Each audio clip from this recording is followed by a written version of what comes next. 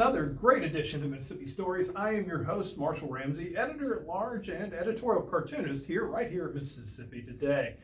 I tell you what, I had the pleasure of hearing our guest today literally sing maybe 5 feet away and with a speaker behind me. And I got to tell you, she has got an incredible voice. But today she's not only going to be talk about her own voice, but also the voice of the Mississippi Opera. We have Stacey Trenteseaux, and I got that pretty close. You got it right. Yeah, you got it right. There you go. After 90 tries, I got it right. No, we got an opportunity to meet recently at the New York Opera Musical. It was the kickoff for your season, and I was the MC, and I was the guy who was mispronouncing all the Italian and French words. Yeah, I got them pretty close though. You were pretty close. Sometimes. See, that's why I brought her on, just to lift up the host a little bit. She's also, of course, executive director of Mississippi Opera, which I did not realize is the 9th oldest opera company. That's right. Yeah. Continuously operating. Exactly. Yeah. So we're and of all opera companies, I think we're in the top 15 or something like that. That's incredible. In existence in the United States. Right here in Jackson, Mississippi. Yeah, that's right. You know, never underestimate. Vicki and I were talking about that. Our photographer. We're talking a little bit about that before you got here. About never underestimate the arts in Jackson, Mississippi. Absolutely not. Absolutely not. Yeah. It's kind of maybe an unseen, a hidden gem of the city. Yeah. And it's important that we talk about it. Right. So after the war, a group got together and started. And I thought it was fascinating that literally they started in Bailey Magnet School. Yes. In the arena, which I guess burned down. I guess I don't know if they rebuilt it or not. Yeah, I'm not sure, but it was started by a group of ladies from Belhaven University, as a matter of fact. That's incredible. And before that, I think the first big opera that was performed in Jackson was in 1917, I think. Yeah. And that was kind of the beginnings of we want opera in Jackson and in Mississippi. Yeah. And then, right after the war, the ladies got together and started a club and they put on an opera, and then it just boomed from there. And here you are today. And here we are today. Okay, so how old were you when you realized, number one, that you could sing really well? Because I was about 5 before they told me I couldn't sing very well. Well, it's a funny story because when I grew up with music. My grandmother was a pianist, and my mom was one of 4 girls, and they were like a quartet, and so we just always had music in the house, but it wasn't always specifically singing, and certainly not just classical singing. We did a lot of like folk songs, jazz, that kind of stuff. And so when I was 8, I'm gonna tell you, this is a funny story. It kind of rolls into something we can talk about later. Okay. But when I was 8, I was in the kids choir in elementary school, and you had to do a little mini audition to get into the better choir. I didn't make it. What? I know. I was heartbroken, actually. Seriously, and that's the kind of thing that can discourage you and not lead you down another path. Absolutely. So I actually didn't think I was a good singer because of that. And then when I was you're 12, not a good singer. You're an amazing singer. So just be aware, all those teachers out there, whatever you say to kids, I mean, they take it to heart. Yeah. Even a little experience like that, you think, well, you're giving them a great life experience. I don't know if 8 is the best time to do that kind of life experience. There's that whole puberty thing. You got to go across that Rubicon too. That part first. Yeah. So when I was about 12, I started singing in church when I was a young teenager, 11, 12, something like that, in church choir. Yeah. And the music director said, I've put you on for a solo. Didn't ask, just said, you're down for a solo, figure it out. And so I went to the Christian bookstore and listened to a bunch of tapes and picked a song. That was when you used cassette tapes. No. At least it's not 8-track. That's right, exactly. You kind of had to skip through the 4 different tracks. Yeah, not that far back. Yeah.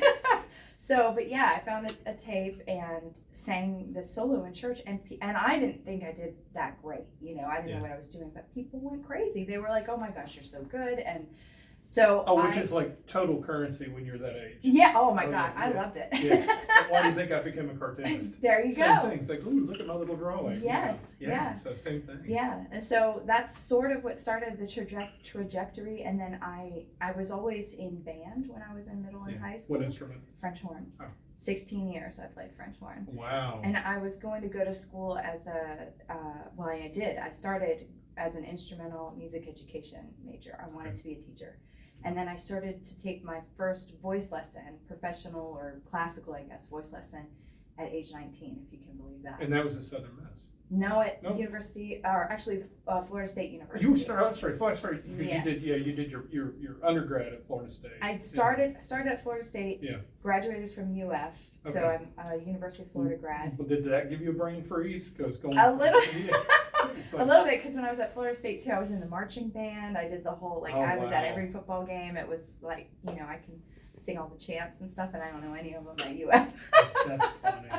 So, but yeah, and Okay. then I, went through a big shift in my life when I was about 28 years old. I wasn't singing. I didn't sing Really? professionally, really, until later in my 20s. I taught. I was teaching most of the time, Yeah. and so I went back to get my master's degree at USM around that time, and that's what led to me becoming a professional singer. They've got Classical a pretty amazing music department down there. Great music department. Really yes. do. Yeah. I was totally shocked. I didn't. I went because of my teacher, Mary Ann Kyle, who you also heard that That's night. right. Oh, She God, was. my gosh. Yeah. She was my I voice didn't teacher. realize she was your voice teacher. Yeah, isn't that Oh, crazy? Wow. That is cool. It's really cool that we get to sing together now, and Yeah, no kidding. It's no fun. kidding. It's yeah. fun. Oh God, well she was really great Yeah, that she's night too. There was fantastic. just so many great performances Mhm. that night, including yours Thank you. on Yeah. that. And of course, so your graduate. So I mean, because like me being a cartoonist, I remember going to my dad when I was 8, saying I'm gonna be an editorial cartoonist. Weirdest thing in the world, And but there's always that belief you're gonna get it. You got to have that pilot Yeah. light that gets you through it, because like you said. Like we were talking about a little bit earlier, you never know when you're going to bump into somebody who's going to discourage Oh you. yeah, that's right. And you got to know in your heart you're going to do it. Yes, and I think a big part of that is knowing there's room for everyone. Yeah. Because I was 28 when I started to really pursue classical music. I started to apply for young artist programs and do auditions and things, and I was way behind according to the standard industry. Really? Yeah, kids start at, I say kids because I can say that now. At around, you start taking voice lessons, and then you start doing auditions for young artist programs when you're in your early 20s. There's a lot of conversation, especially in the opera world.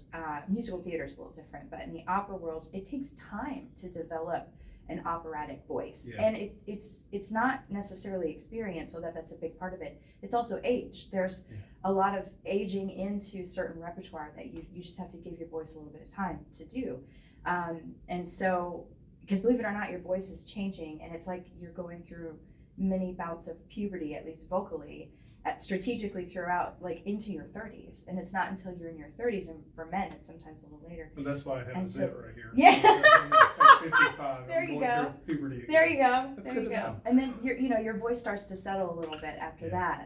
that, but it's constantly changing until then. And so, so anyhow, I was late, Yeah. for all industry standards, and I just chose to kind of ignore that and do it anyway. I looked under the list of people you've studied with, and like I said, every teacher, kind of Yes. pushes you a little bit different direction Yes. too. So, Absolutely. So I mean, it's almost like making, I guess, gumbo in a way, Yeah. because you're getting all those different, Yeah. Very different expensive gumbo. Very, I was gonna say. Well, Very then expensive. there's how do I make a living I doing know. this part of it too. Yeah. Yeah. And eating's important. Eating is really important. I mean, I kind of forsook that for a lot of years, but now I'm years old, and it's becoming more and more important.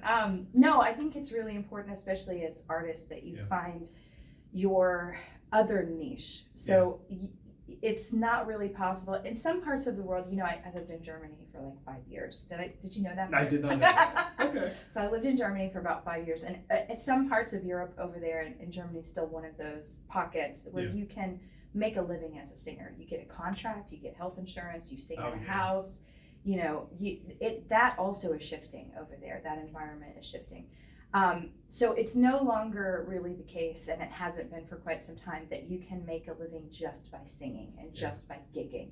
And that's pretty standard for most musicians, I would think, unless you're in the top 1 to 2%. Right. The music industry, of course, obviously with the internet and so forth, and how you in royalties and so forth. Exactly. It's a different world. Exactly. And so when you talk about that, you talk about, there's a lot of people now on social media who are making it, and musicians. Yeah, but they have the skills of social media to make it. They're self-published. Yeah. They found their way of making a living. So the making a living is not necessarily the music, but it's all the work that goes into behind pushing their music and getting it out there and being their own business manager and all of that. So those skills are really important. And if that's not your skill, then find something else that you're good at. And advice is always to try to find the overlap. So Yeah. find all the things that you're good at and find what the market wants. Do market research in your area or wherever you plan to do business, and figure out where those things overlap. And if you spend enough time with it, you'll find the path that is yours, or it will be revealed to you. Yeah, it will be revealed, and it will be revealed very quickly if it's not the right path. Exactly, and you just shift. Just shift. Go a different direction. And see, that's okay. That's okay. It's to shift. okay. That's okay to shift, because I mean it's really hard, and I discovered that because, like I said, my dream was being a cartoonist. Yeah. And then newspapers kind of had issues, Yeah. and and so suddenly they got rid of all the editorial cartoonists. Yeah. So I had to figure out some new skills. But you're right. I think it's so important for any artist to learn the business of art. Yes. I was thinking the other day how much I miss the Sunday cartoon section, the comic section. I know. I miss that. It was such a joy. It was almost Yeah. like Saturday morning cartoons, and then Sunday you got the funnies. Yeah. Yeah. Yeah. It's like, dadgummit. I know. I miss that. I know. And cassette tapes. I miss those. I don't know if I miss No, I those don't as either. much. Remember Winding them with up the and like, pencil oh, in there God. because they go like spaghetti I all over know. the place on there. Yeah, I remember that too. But so that, of course, how did you end up becoming course executive director at Mississippi Opera? So my other skill was administration and leadership, and so I when I was in my master's degree, I had a chance to really develop and cut my teeth in the arts admin world. Yeah. It was sort of at some points kicking and screaming, because it's not work that it's like a guilty pleasure almost. I do enjoy spreadsheets and data and stuff like that, but it's so tedious and it's so time consuming. So I don't necessarily enjoy the tediousness or time part of it, but I do enjoy getting the results, Yeah. So I started to do some of that in my master's degree, assisting who's our Jay, Yes, who's Jay. our artistic director. I was assisting him with the symphony at USM and the opera program there, and I started to dabble a little bit in grant writing. And when I moved to Germany in 2016, that's what sustained me. So I was an English teacher, actually, because I have always been somewhat of a teacher throughout my professional life. And then I did grant writing on the side. And so I built a lot of experience in writing about businesses, writing about projects, and learning about the finances behind projects. And when you write for a grant, you have to know all the intimate details of a business or of a project. You have to. So it's like you're doing a mini business plan. You absolutely are. And so many people who write grants don't have a business plan yet. That is true. So that's a lot of what I would work with. And so many artists are not left-brained. Exactly. And so that's a lot of what I helped people do, and some artist friends of mine too, to write for some projects and figure out the business plan part of it, so you could present it in a grant. Yeah. And then I was invited to come on when the former executive director, Tibby Garner, when she retired. Jay invited me to come on just to proofread some grants and take over their MAC grant that they do for the Mississippi Arts Commission. And then COVID hit, and so we were left in a remote environment with a totally remote team. Yeah. And we just sort of bonded over. I was still living in Germany, and we shifted and created a virtual season that year and did some virtual concerts. I recorded one in Germany with a friend of mine, and we put it on so go to the Opera Mississippi YouTube page and watch our virtual concerts. They're very good. Even though we're back to live performances now, they're very good concerts. But it gives you good taste also. Absolutely. Yeah. And so so that's how I just got sort of more involved in the team, and that led to an invitation in 2021 to come back. And at that time, Germany was still closed. We didn't know if, I'm calling my friends in the United States and my family, and they're, oh, we're going out to dinner, we're going to a movie, and I'm sitting alone in my apartment, So it was, I as much as I wanted to stay there and I loved living there, it just was no longer feasible during COVID. It was really hard. So that's how I came here. Yeah, I don't know if you know William Garfield Walker. He's a conductor. He's based in Vienna, but he's from He went to Jackson Public Schools. Oh, wow. And through that. I need to know this No, person. I need to introduce you. Please do. He's incredible. Please do. But he was talking about that too, because he was in Vienna. Yeah. And that's where he's based. Yeah. And he has a symphony there that he actually started and he conducts as well. He's like, wonderful. I live across the street from where Beethoven lived. But That's the thing about living in Europe is Yeah, you're so close to that's the right. epicenter of where so much of the classical. That's right, and it's incredible. I think we need to celebrate musicians like that who come from Mississippi and Jackson. You know, we Yeah. need to. We have people all over the world Right. from Mississippi who were trained musicians in Mississippi, even. Yeah. You know, or Yeah. at least started here. You know, they may have gone to other schools and things, but it's really we're a really artistic state. But that's a big mission of what Mississippi Opera does, and I know the symphony does it really well also, Yeah. is that you get in there with, you expose kids to this life. Mm-hmm. And obviously you were inspired one time, and now Mm-hmm. you've turned around and you're on the mentorship side of things. Right, Yeah. right, and that's such a privilege. You know, we're doing some auditions actually today and yesterday. Oh, wow. So we had You didn't call. yeah. I wonder why. Marshall, we have non-singing roles. You can just walk on stage. We'll put you in a costume. I think I've already done that. I did that. Have you really? I did that in August, actually. That yeah, was me, yeah. Well, we also have non-speaking roles too. So Oh, that's even better. Yeah. Yeah, just put me in a mushroom costume or something. Yeah, That'd be a tree in the A tree? background. That Yeah, would be you could do perfect. that. Thank you. Your faith in me is overwhelming. Appreciate that. Folks, So- she's actually seen me in action, so this He's is great. He's great. Great. right. But the season's kicked off. and Season's congrats- kicked off, yeah. So we just you helped us kick off the season. It was a Mm-hmm. fantastic concert, really hot, but It was warm. Yeah. And we rehearsed that day outside, both the concert and the rehearsal yes, outside. So it was yes, we were warm the whole day. So It was toasty. it was really nice to go home and take a cold shower after that. good. But at least we didn't have mayflies coming in. Oh my gosh, off the that reservoir. no Because kidding. when you were singing, if a mayfly had flown in your mouth. that was Yes, bad. and one year we did it. The first year we did it at the yacht club. It was in June, and we did have all those giant. They were like in the piano and Oh, yeah. everything. Oh, it was terrible. So we kicked off the season with the gala at the yacht club. We've got we had Ella Fitzgerald. It was sold out concert, oversold actually. We had 200 people in the audience Wow. at That's Dueling great. Hall, packed in there. With Katrina, who you heard that night Folks, as well. she's like a force of nature. She's Just amazing, incredible. and Yeah. she's a Mississippi artist. She Yeah. lives in Hattiesburg. She teaches at William Carey University. And phenomenal singer. She can sing it all. And then coming up next month on October 13th, Friday concert at Dueling Hall. You're not going to want to miss this. It's David Church and his wife Lisa Church, and they are some of the. I think he's the #1 Hank Williams artist actually in the world. So he's a Really? Hank Williams tribute artist, and this is we're celebrating the centennial. I think it's the centennial anniversary, and Jay likes to program these, and it's fantastic, tribute shows and shows that honor Mississippi and Southern artists. And so this is going to be a show not to forget. So please buy your tickets now. We're going to sell out that show for sure. So don't miss that one. And then Go ahead. yeah, no, I was just going to say in November, we've got Marianne coming back. She's Mhm. put together her own show, musical theater, Sondheim for you musical theater lovers.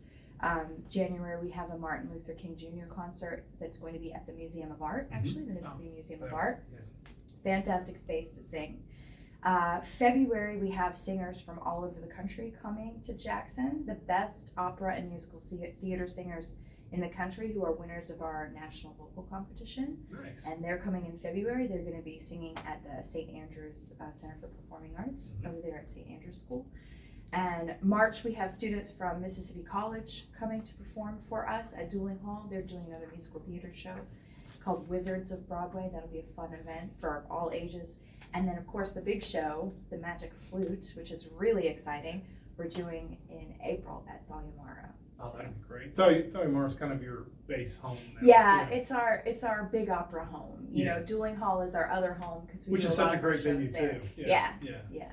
So You know, we opened Thalia-Mara Hall. Did you know that? Did when you the really? building opened? Yes, Opera Mississippi. Well, it was then Mississippi Opera, now we're Opera Mississippi. I think it was with Aida. that'd be a big change Mm-hmm. going from Mississippi Opera to Opera Mississippi. It was, and we still. You still have business cards laying around. We do. I think, as a matter of fact, we're giving away some bags that still say Mississippi Opera on them. And I think, you know, that shift was just made so that we could, you know, I think we did a redesign of our branding a little bit Yeah. a couple of years ago. I do like how y'all make it accessible though. We're You know, trying, it's yes. Kind of an opera Yeah. y'all feel about it. Yes. Yeah. Yeah, and you know, we did at our Ella concert, we did a little what we're calling operatizers. Yeah. So, you know, we bring in we bring in the jazz fans. Oh, and see, the I'm not country even music capable of a dad joke fans. back then. That's That's pretty pretty good. good, right? That's good. And then we had a young artist come Yeah. and sing some opera arias for that crowd, and just as a like a little teaser Yeah. before the show started, the pre-show, So Well, yeah. we'll probably try to strip in a little bit of video of you singing, but it's just even judging by your laugh, you've got a great voice. On that. Yeah, my mom likes to say that I have pipes, so. It's like, well, thanks, Mom. I appreciate thanks, it. 'Cause Mom. it's been a good gig so far. Yeah, she did good. Yeah. So, how can folks find, obviously? So go to operams.org, operams.org, and you can explore all the things that we've got going on right now. It's a great website. Buy tickets. Yeah. Yeah, It's pretty vibrant. We've got all kinds of great pictures up there, and I would also encourage y'all to follow us on social media, because we post updates, we post sometimes discounts and specials and stuff like that on our social media pages. So we're on Instagram and we're on Facebook. You can just Google or search Opera Mississippi. You really do have a good team to work with, because y'all were all over social media during the event we were doing, so that was fun. Yeah, so. we've got a great team all around, our marketing and our office team, and we've got I'm interviewing some interns on Friday, so we're expanding a little bit there too. I would be Really devastated excited. if you came on here and said, I really hate the people I work with. That would be terrible. It's not uncommon in the arts, though. No, it's really not uncommon. It's shocking sometimes. So we're really lucky. Some people sometimes even have an ego. Yeah. Can you imagine? I know. I mean, in our never. No. Yes. I say our, I could even. No, you're trust in. it. You're in I'm now. in? Yeah, you're in. Oh, thanks. Honorary. We got you. Very honorary. Very, very honorary. I literally sing in church and they stop me. That's all right. Okay, so true story before we wrap up. So I'm sitting there singing. I'm in a band in college. I'm playing harmonica. 2 guys guitar. They're singing. Great duo. They produce great voice.